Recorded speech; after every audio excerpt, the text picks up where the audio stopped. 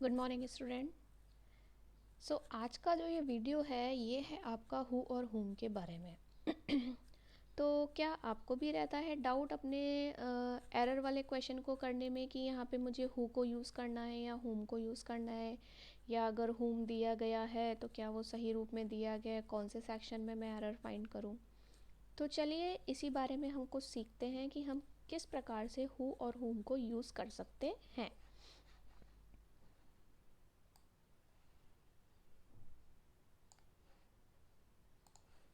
देखिए यहाँ आप देख सकते हो 3 वर्ड्स लिखे हुए हैं विच इज़ हु, हुम और हुज। तो इनके बीच में अंतर क्या होता है। देखो हु, अक्सर आपने और हमने सुना होगा हु आर यू, तो कौन, कौन के सेंस में हम यूज़ को हु को यूज़ कर लेते हैं। हुम, हुम की अगर हम बात करें तो to whom, with whom, for हुम, इसका मतलब होता है किससे।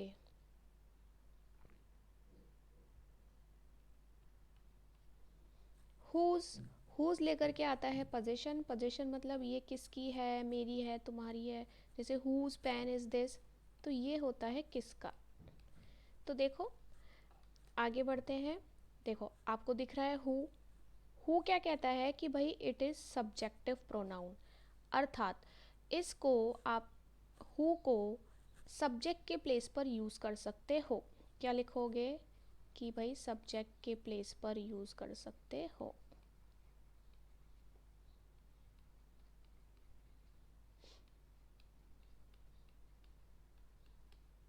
ठीक है, फिर कहता है कि it is used in place of subject, जो ही मैंने आपको बताया। Simply it is always subject to a verb, अर्थात जैसे मैं पूछूं, जैसे एक क्वेश्चन बनाते हैं, कहता है कि भाई हु डिड दिस। अब आप देख रहे हो कि हु डिड दिस, मान लो दिस किसी काम के लिए यूज़ किया गया है। डिड आया आपका सेकेंड फॉर्म के रूप में, डू की भी किया। हु किसने, कौन ने किया, किसने किया।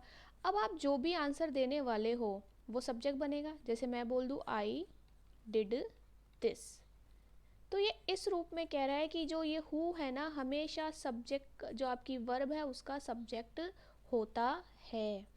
ठीक है।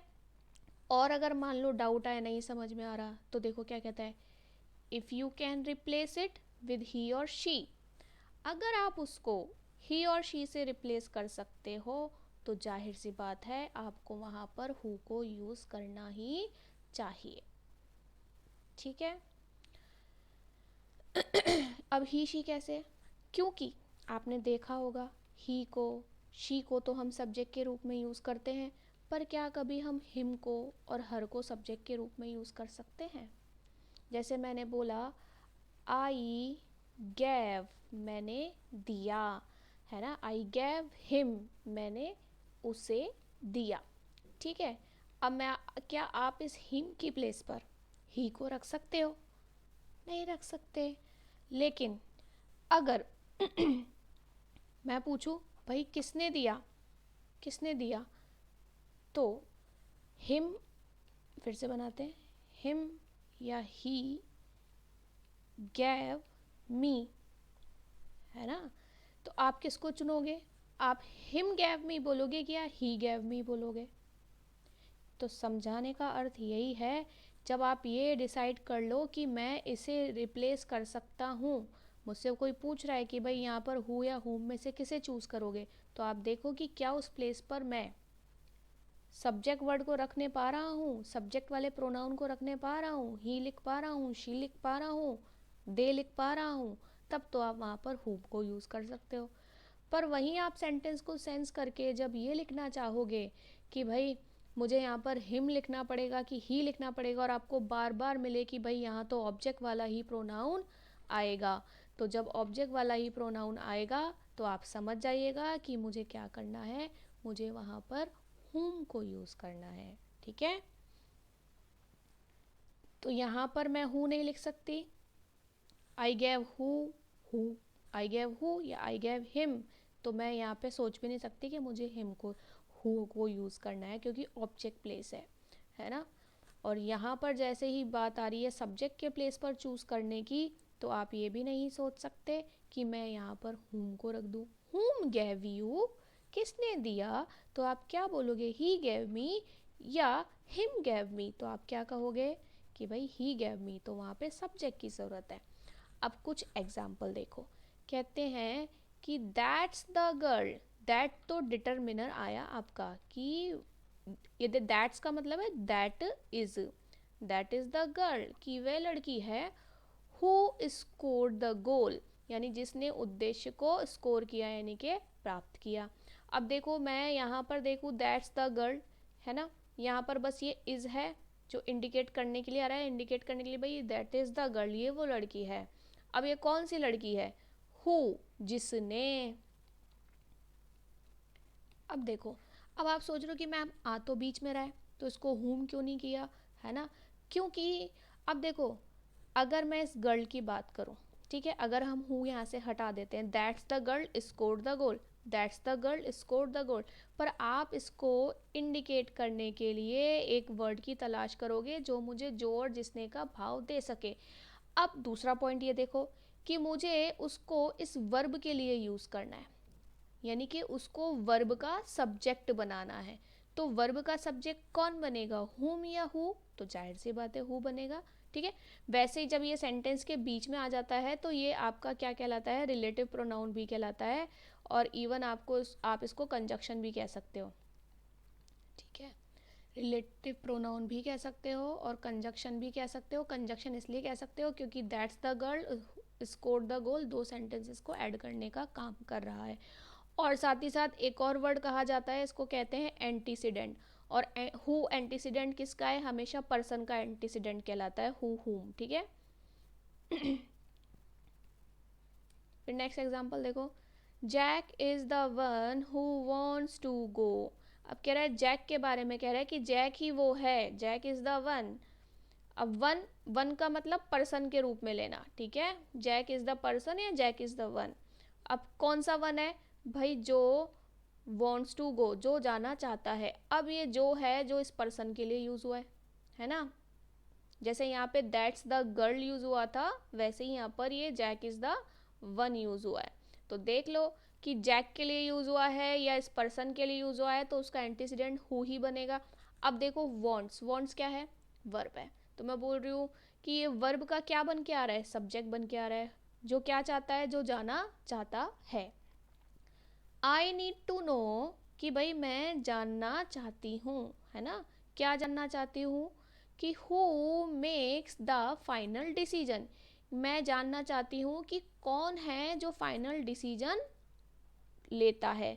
मेक डिसीजन का मतलब होता है डिसीजन लेना, ठीक है, यहाँ पे मेक लेने के सेंस में यूज किया गया है। अब देखो यहाँ पर आप नाम दे दोगे कि भाई mister Sharma makes the final decision. अब देखो हु की जगह पे हमने किसको रखा, इस वर्ब के सब्जेक्ट को, राइट। तो फिर वही बात आ गई, तो यहाँ पे हमें ज़रूरत किसकी थी, वर्ब के सब्जेक्ट की, क्योंकि आप पूछ रहे हो तो वो पूछने वाला व्यक्ति कौन है, आंसर आने वाले सेंटेंस का नाउन है। इसलिए यहाँ पे भी किसकी रिक्वायरमेंट है, सब्जेक्ट की, और सब्जेक्ट के प्लेस पे किसको यूज़ करोगे, हु को। फिर देखो क्या कहते हैं, I know who your best friend is. अब मैं क्या जानती हूँ कि भाई तुम्हारा बेस्ट फ्रेंड कौन है। ठीक है, अब ये क्वेश्चन नहीं है, ये भी ध्यान रखिएगा। एक और पॉइंट है, जैसे कि आपने एक ये सेंटेंस देखा होगा और एक ये सेंटेंस देखा होगा, जब ये हु किसी भी वाक्य में क्लॉज का पार्ट बनते हैं, अर्थात एज एन हम बोले तो एज वॉट, एक तरीके से कंजक्शन का काम कर रहे होते हैं, तो आप इनके आगे इंट्रोगेटिव रूल को फॉलो नहीं करते हैं। आप ये नहीं कह सकते कि I know who is your best friend. तो जब आप कह ही रहे हो कि मैं जानती हूँ, तो फिर आप क्वेश्चन थोड़ी ना पुटअप करोगे कि तुम्हारा दोस्त कौन है, तो फिर तो आप बोलोगे, है ना। तो इसलिए ये चीज़ ये भी ध्यान रखिएगा। फिर देखो क्या कह रहा है, आई नो, अब मैं बोलूँ कि Ramesh is your best friend, तो यहाँ पे हु की जगह पे कौन आ रहा है, नाम आ सकता है, सब सेंटेंस का सब्जेक्ट बन सकता है ना, Ramesh is your best friend, Ramesh तुम्हारा बेस्ट फ्रेंड है।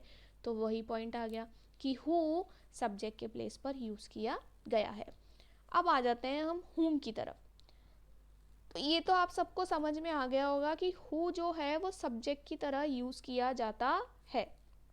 फिर देखो कहता है if you can replace the word with him और हर। अभी देखो हिम और हर क्या होते हैं, हिम और हर दोनों ही ऑब्जेक्ट होते हैं, राइट। तो कह रहा है तो यूज हुम। अगर आप, जैसे मैंने सेंटेंस का अंदाज़ा लगा के बताया था ना, सेंटेंस को अज्यूम करो, पढ़ो कि क्या मैं यहाँ पर ही लिखूँ कि मैं हिम लिखूँ। तो जब आपको वहाँ रियलाइज़ हो जाए कि यहाँ पे मुझे तो ही की तो नहीं हिम की ज़रूरत है, शी की तो नहीं हर की ज़रूरत है, तो आप वहाँ पर हुम को यूज़ करें। It is always working as an object. Whom किस रूप में काम करता है, हमेशा ऑब्जेक्ट के रूप में काम करता है in a sentence. It should be use to refer to the object of verb, यानी कि जैसे वर्ब का हु सब्जेक्ट बन रहा था, लेकिन वर्ब के बाद क्या आता है, ऑब्जेक्ट आता है ना। तो उसी प्रकार से कहना चाह रहा है कि ये वर्ब की ऑब्जेक्ट को रेफर करता है या फिर प्रेपोजिशन के बाद यूज किया जाता है। ठीक है, आप कभी भी ऐसे थोड़ी बोलते हो फॉर हु, ऐसे बोलते हो क्या, नहीं बोलते। हम क्या बोलते हैं, फॉर हुम। अरे तुम, जैसे मान लो मैं कह रही हूँ अरे ये तुम पेन किसके लिए लाए हो, तो अगर मैं ये हिंदी में सेंटेंस जो है मैं अगर पूछती हूँ तो देखो पेन लेकर कौन आया, यू लेकर आया, तो एक्शन तो किसने किया, यू ने किया। लेकिन फिर मैं पूछ रही हूँ लाए किसके लिए हो, तो लाना तो वर्ब बना, लेकिन जिसके लिए लाई हूँ वो कौन है, ऑब्जेक्ट है। इसलिए कह रहा है कि भाई या तो वर्ब का ऑब्जेक्ट या फिर प्रपोजिशन का ऑब्जेक्ट। ठीक है, the difference between who and whom is the same as the difference between I and me. देखो कितना अच्छा कह रहा है, ज्ञात करना है तो बस इतना ही ज्ञात करो कि हु और हुम का जो डिफरेंस है बिल्कुल आई और मी के जैसा है। ठीक है, अब आई हमेशा सब्जेक्ट बन के आता है और मी हमेशा ऑब्जेक्ट बन जाता है ना। जैसे she gave me a pencil, कितना इजी एग्जाम्पल है। तो दिया किसने, शी ने, लिया किसने, मी ने। तो वर्ब का मैं क्या बनी, वर्ब का जो एक्शन ट्रांसफर हो रहा है वो मुझ पे हो रहा है, ट्रांसफर यदि मुझ पर हो रहा है तो मैं ऑब्जेक्ट हूँ। तो उसी प्रकार से कह रहा है कि जो मेन डिफरेंस समझना है तो सबसे इजी डिफरेंस ये समझ जाओ जो आई और मी के बीच में डिफरेंस है। फिर और क्या कहता है कि भाई there is one context in which you should always use who after a preposition. देखो क्या कह रहा है, हु नहीं हुम आएगा यहाँ पे।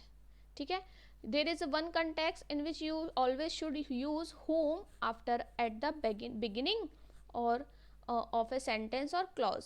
ठीक है, ये देखो ये क्या कह रहा है, आफ्टर ए प्रपोजिशन, यानी एक प्रीपोजिशन के बाद में यूज करना। जैसे टू हुम, विद हुम और फॉर हुम, अबाउट हुम। ये सब क्या है, ये सब अबाउट, टू और विद, ये सब प्रेपोजिशन है। तो ये कह रहा है कि अगर कोई सेंटेंस की आप शुरुआत करते हो, है ना, you should always use whom after a preposition at the beginning. Sentence की बिगिनिंग में इसको एम हुम कर लीजिएगा, ये टाइपिंग एरर है, बिगिनिंग ऑफ अ सेंटेंस और क्लॉज। ठीक है, therefore it is the person to, इसलिए क्या है, यानी कि कौन से पर्सन की हम बात कर रहे हैं, person to, person about, for whom the action is being done, कि कोई काम को किसके लिए किया जा रहा है। जैसे मैं पूछूं, मैं बोल रही हूँ I want to play cricket, क्या कहा मैंने भाई, I want to play cricket.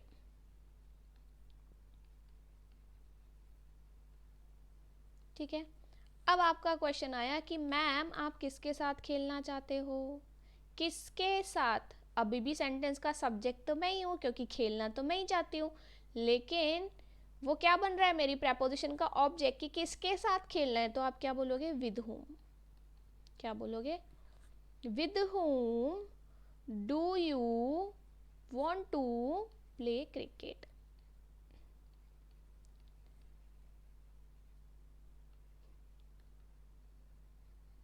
ठीक है, तो इस सेंस में था। ठीक है, importantly it is a correct choice after a preposition, जो देखो मैंने अभी समझाया, with whom, one of whom. जैसे one of whom is equal to one of them, one of whom is equal to one of them.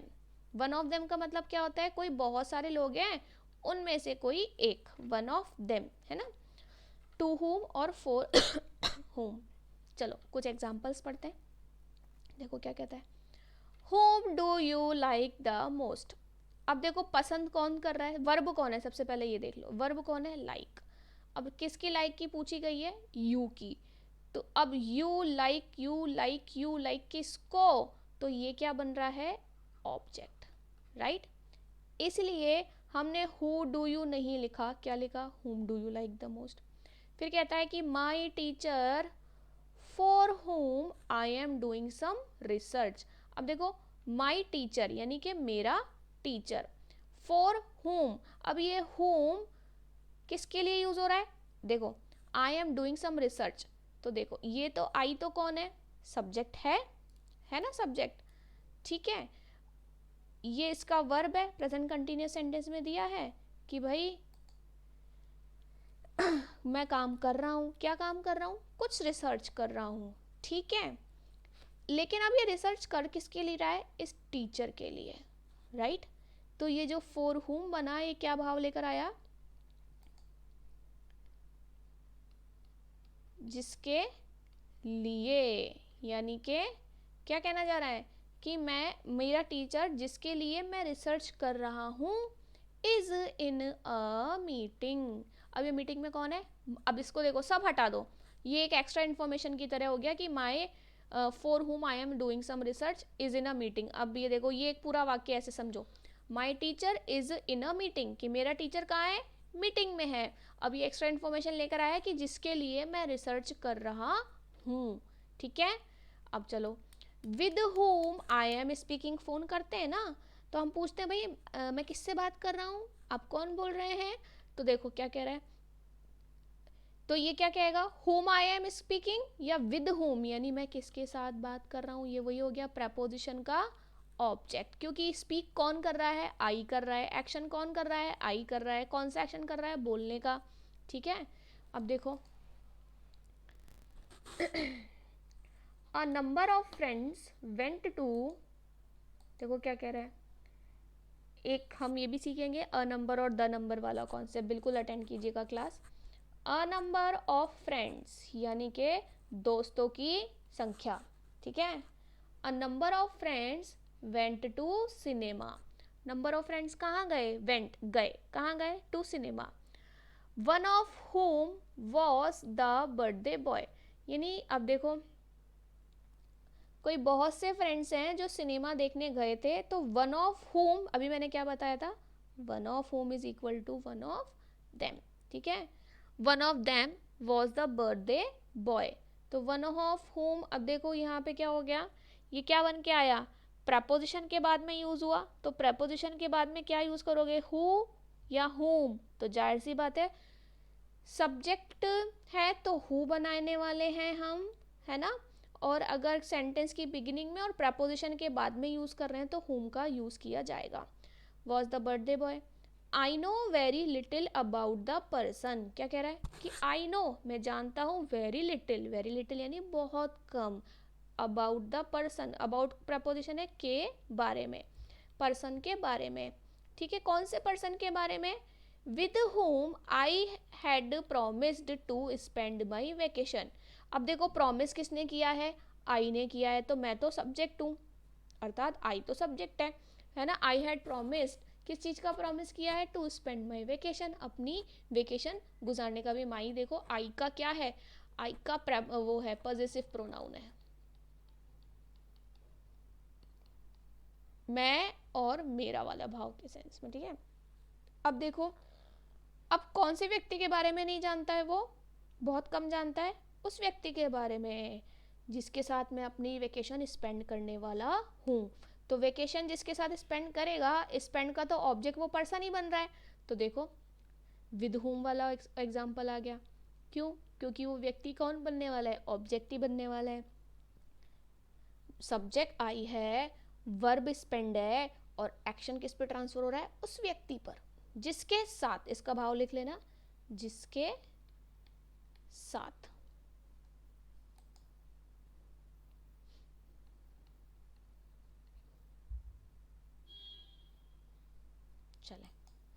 आगे बढ़ते हैं। फिर है हुज। हुज तो हमने ऐड कर दिया क्योंकि कई बार ये बच्चों को इसमें भी थोड़ा कन्फ्यूज़न हो ही जाता है कि हु, हुम, हुज ये सारे एक जैसे से साउंड करने वाले क्या है, समझ नहीं आता। तो देखो हुज तो जो है वो तो पोजीशन दिखाता है, सिंपल सा फंडा है इसका। हुज, हुज किसका, ठीक है, क्वेश्चन की प्लेस पर यूज हो रहा है तो किसका का भाव रखेगा, है ना। और अगर सेंटेंस के मिड में किसी क्लॉज का पार्ट बन रहा है तो जिसका का भाव रखेगा। देखो it is the possessive form of the pronoun who, है ना, यानी कि टू हुम समथिंग बिलोंग्स, यानी कोई चीज जिससे बिलोंग करती है, ठीक है, ठीक है। अब देखो I don't know whose call it was, अब मैं नहीं जानता कि किसका कॉल था वो, हुज कॉल इट वॉज, यानी कॉल किससे बिलोंग करता था, तो उसने क्या बोला, to whom something belongs. Do you know whose car is this, ये क्वेश्चन बन के आया कि क्या आप जानते हो कि यह कार किसकी है। तो देखो पोजीशन लेकर आ रहा है, कार किसकी, उस व्यक्ति की जिसको अभी हम नाम ले देंगे, ठीक है। तो ये तो पोजीशन शो करने के लिए यूज़ किया जाता है। अब जैसा कि मैंने आप लोगों को कहा था प्लीज़ शेयर योर डाउट्स, अपने डाउट्स को शेयर करें, शेयर करें, शेयर करें, पर कुछ हैं जो शायद लग रहा है कि नहीं शेयर करेंगे या मैम पता नहीं बताएंगे या नहीं बताएंगी। तो देखो ये वही है, एक पिक्चर ये आया है और एक पिक्चर ये आया है, और आई होप आप इसमें देख सकते हो कुछ क्वेश्चंस पे सर्किल लगा हुआ है ना। देखो कुछ पिक्चर्स पे सर्किल लगा हुआ है, तो हम इन्हीं क्वेश्चन को डिस्कस करने वाले हैं जो बेसिकली आपके हु हुम के कॉन्सेप्ट पर ही हैं। देखो ये क्वेश्चन था कि देखो क्या कह रहा है कि भाई she was the most unpleasant person, किसी की बात कर रहा है कि भाई she was the most unpleasant person whom I had ever met, whom I had ever met। अब देखो ये तो हम सिर्फ जानकारी देने के लिए बात करें कि भाई she was the most unpleasant person. अब यहाँ पे मेन सेंटेंस स्टार्ट कहाँ से हो रहा है कि आई हैड एवर मेट, कि मतलब मैं मिला तो बहुत से लोगों से हूँ, उनमें से मतलब अभी तक के जितने भी लोगों से मिला हूँ उनमें से सबसे ज़्यादा अनप्लेजेंट वही है, शी के लिए कह रहा है, ठीक है। अब बताएं एरर कहाँ लगता है। अब देख रहे हो कि ma'am I had ever met subject है और मैं इस व्यक्ति से मिला हूँ, तो हुम ठीक है ना, क्योंकि हुम को तो ऑब्जेक्ट ही बनना है, क्योंकि आई सब्जेक्ट बन रहा है, एक्शन कर रहा है मीट करने का। परंतु एक चीज़ यहाँ पर किस चीज़ की गलती है, सोच के देखो कि भाई she was the most unpleasantful person, अगर पर्सन मान लो, ठीक है, इसको मुझे इसका एंटीसीडेंट बनाना भी होगा, तो एंटीसीडेंट कौन होता है, हु एंटीसीडेंट होता है। जैसे कि अभी देखो मैं वापस से आपको दिखा देती हूँ, हमने एक एग्जांपल किया था यहाँ पे, that's the girl who scored the goal, ये एग्जांपल किया था कि भाई ये वो लड़की है जिसने स्कोर किया।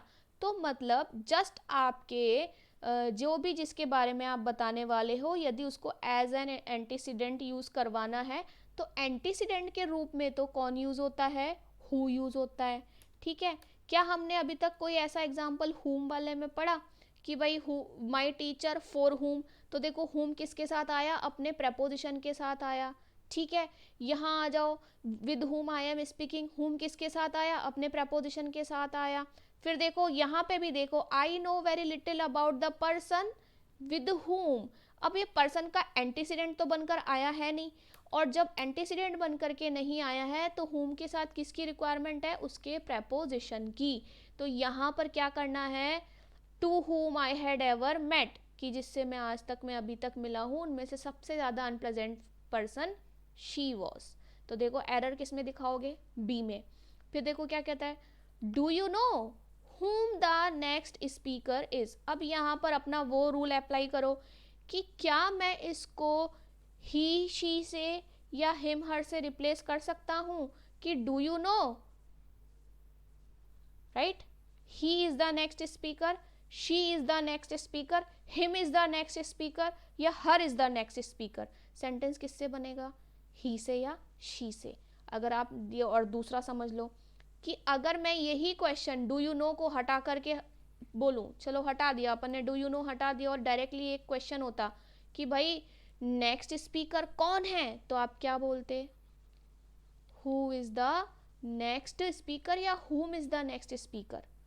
तो समझो कि यहाँ पर मुझे सब्जेक्ट की जरूरत है, क्योंकि नेक्स्ट स्पीकर जो व्यक्ति है वो ही सब्जेक्ट है, क्योंकि अभी तक मैंने अपना यानी कि आई को लगा करके सब्जेक्ट को लगा करके कोई एक्शन ही नहीं बताया। तो मैं क्या बोलूंगी? Who the next speaker is. और देखो यहाँ पर ये इंट्रोगेटिव वाला मार्क भी नहीं आएगा, आएगा डू यू नो के अकॉर्डिंग आ जाएगा, ठीक है। डू यू नो, अच्छा देखो डू यू नो के अकॉर्डिंग इसलिए आ रहा है क्योंकि जब, एक और चीज़ सीखने वाली, कि जब ऑलरेडी एक सेंटेंस बिगिनिंग में, इंट्रोगेटिव कैसे बनता है, इंट्रोगेटिव हमेशा बिगिनिंग से ही स्टार्ट कर देते हैं अपन, कोई भी इंट्रोगेटिव फॉर्म लगानी होती है, do, did, does, is, am, are, जब वो ऑलरेडी एक सेक्शन ले चुका है इंट्रोगेटिव का पार्ट, तो उसके बाद में आपका इंट्रोगेटिव रूल फॉलो नहीं होता है, क्योंकि ये जो हु हम यूज़ भी कर रहे हैं, ये क्या कर रहा है, इस डू यू नो के आगे के नेक्स्ट क्लॉज का पार्ट बन रहा है। तो वहीं जब हु किसी क्लॉज का पार्ट होकर के आता है तो अपने बाद इंट्रोगेटिव रूल को फॉलो नहीं करवाता है, ठीक है। तो ये यहाँ पर जो उसने क्वेश्चन मार्क लगाया है वो डू यू नो के अकॉर्डिंग बिल्कुल सही है, ठीक है। तो do you know who the next speaker is. चलो नेक्स्ट चलते हैं। The helper asked me, helper ने कहा, क्या कहा?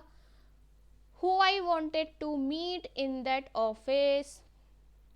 अब देखो, अब तो आ गया होगा, क्लिक हो गया होगा कि सब्जेक्ट तो कौन है? आई है ना। आई सब्जेक्ट है, तो मैं जिससे मिलना चाह रहा हूँ वो कौन होगा? वो ऑब्जेक्ट होगा, ठीक है। तो the helper asked me to whom, कि मैं किसको मिलना चाहता हूँ, to whom I wanted to meet in that office, या आप इसको with whom से भी कर सकते हो। लेकिन पॉइंट बस यही है कि यहाँ पर सब्जेक्ट की रिक्वायरमेंट नहीं है, क्योंकि सब्जेक्ट ऑलरेडी आई बैठा हुआ है, मेरी मीट का इम्पैक्ट इसके ऊपर पड़ने वाला है, तो इसे तो ऑब्जेक्ट ही होना है, ठीक है। और it is him who did it, चलो ये हु हुम का नहीं है, लेकिन यही सब्जेक्ट और ऑब्जेक्ट को पहचानने वाला क्वेश्चन है। देखो, it is him who did it. अब जिसने ये किया, कोई काम होगा जिसके लिए उसने कहा कि भाई जिसने ये किया। अब फिर देखो पॉइंट क्या कहता है कि एरर कहाँ है? हु डिड इट, जिसने किया, तो ये हु तो सब्जेक्ट की जगह पर ही यूज होना है, क्योंकि काम करने वाला व्यक्ति कौन है? सब्जेक्ट है, राइट। तो हु तो अपनी प्लेस पर सही है, क्योंकि ये इस वर्ब का सब्जेक्ट बन करके आया है, क्योंकि डिड यानी किया, और किया किसने किया? जिसने किया, ये सब्जेक्ट है। लेकिन गलती किसकी है? इस वाले प्रोनाउन की, कि it is he, it is him नहीं, it is he, it is she who did this. तो यहाँ पे इन्होंने गलती हु हुम में नहीं करी, इसने गलती करी है अपने पजेसिव प्रोनाउन में। तो देखो ऑब्जेक्ट में, सॉरी, है ना, ऑब्जेक्ट में गलती कर दिया है कि उसको ऑब्जेक्ट बना दिया, जबकि ये तो काम को करने वाला व्यक्ति है। तो it is he who did it, क्योंकि अगर ये यहाँ पर सब्जेक्ट के रूप में यूज हो रहा है तो उसके आने वाला प्रोनाउन भी तो सब्जेक्ट ही होगा, काम तो वो ही करेगा, ऑब्जेक्ट तो काम करेगा नहीं। तो it is he who did it, यहाँ पे हमारे ए ऑप्शन में एरर है। ओके, अब मैं आपको एक चीज़ बता देती हूँ। ऐसा बेसिकली होता है कि जैसे हम बोल रहे हैं ना, कुछ question, with whom do you want to play cricket, ये अभी हमने एक सेंटेंस लिखा था, राइट, लिखा था कि भाई किसके साथ खेलना चाहते हो। तो यहाँ पर हम इस whom को who से रिप्लेस कर सकते हैं, लेकिन ये whom जो है who में चेंज होता है, लेकिन इसका जो ये प्रेपोजिशन यूज़ किया है ये अपनी वर्ब के बाद में चला जाता है। जैसे who do you want to play cricket with, किसके साथ खेलना चाहते हो। या अगर मैं इसको ऐसा कर दूँ, with whom do you want to play, किसके साथ खेलना चाहते हो, तो who do you want to play with। क्योंकि देखो हम हमेशा ये जानते हैं कि क्वेश्चन हमने हमेशा हु से ही पूछा था, हु से, व्हाट से, हाउ से, इन सब से, राइट। तो उसी प्रकार से जो ये हु नेगिंग नेचर का है, कहता है क्वेश्चन बना रहे हो तो मेरे से बनाओ ना, विद हुम से क्यों बना रहे हो, प्रपोजिशन को रख के क्यों बनता है। इसलिए हम ये नहीं कह रहे कि ये सेंटेंस गलत है, ये सेंटेंस भी सही है, लेकिन हु इसको रिप्लेस कर सकता है, परंतु ये ध्यान रखिएगा कि इस जो ये प्रपोजिशन हुम के साथ यूज की गई है वो सेंटेंस के एंड में रख दी जाती है, पर कभी भी with who do you want to play मत करना, ठीक है।